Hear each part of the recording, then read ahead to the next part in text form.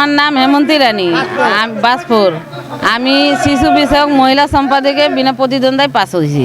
আমার জন্য সবাই আশীর্বাদ করবেন, আমি যেন সমাজের জন্য ভালোভাবে কিছু করতে পারি।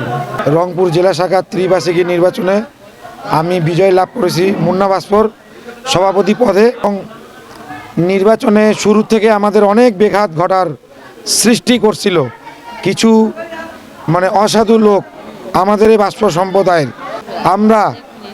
আমরা সবাইকে সম্মিলিত করে আমরা একটি সুষ্ঠু নির্বাচনের মাধ্যমে আমরা সভাপতি, সেক্রেটারি এবং দপ্তর সম্পাদক, প্রচার সম্পাদক এবং সাংগঠনিক সম্পাদক এবং কোষাধ্যক্ষ একটি ব্যালট পেপারের মাধ্যমে আমরা নির্বাচিত করে আসছি। এবং জনগণের যদি সমর্থন না থাকতো তাহলে আজকে আমরা এখানে সভাপতি পদে বা অমুক অমুক পদে আমরা আজকে আসতে পারতাম না। তা আমার আশা আপনারা আমাকে বিজয় লাভ করেছেন আপনাদের সেবা করার জন্য, এবং শুধু সেবা না, আপনাদের দুঃখ কষ্টের পাশে দাঁড়ানোর জন্য আমরা সর্বদাই আপনাদের সাথে থাকব এবং আছি। কিন্তু আপনারা আমাদেরকে একটু সহযোগিতা করবেন প্রতিটি থানা এবং ইউনিয়ন, যাতে যেন আমরা সুন্দরভাবে একটি পূর্ণাঙ্গ কমিটি আপনাদেরকে উপহার দিতে পারি। আমি দিলীপ বাসপুর সাংগঠনিক সম্পাদক পদে আমি নির্বাচন করেছি। আজকে খুবই গর্বিত যে রংপুর জেলার সকল বাসপুর ভাই ও বোনেরা আমাকে যে এইভাবে একটা সারপ্রাইজ দেবে আমি নিজেকেও ভাবতে পারিনি।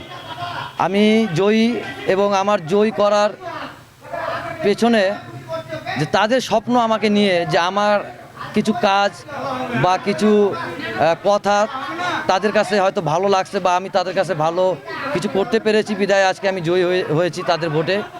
আমি আশা রাখি যে তাদেরকে নিয়ে এই সামাজিক সংঘ বাংলাদেশ বাসপুর কল্যাণ পরিষদ রংপুর জেলা নির্বাচিত হয়ে এই 3 বছরে তাদের পাশে থাকবো, এবং তাদের যে কাজগুলো করার দরকার এবং পিছিয়ে পড়া যে আমরা হরিজন জনগোষ্ঠী তাকে অগ্রণীর পথ নিয়ে আসার চেষ্টা করব, এই অঙ্গীকার নিয়ে।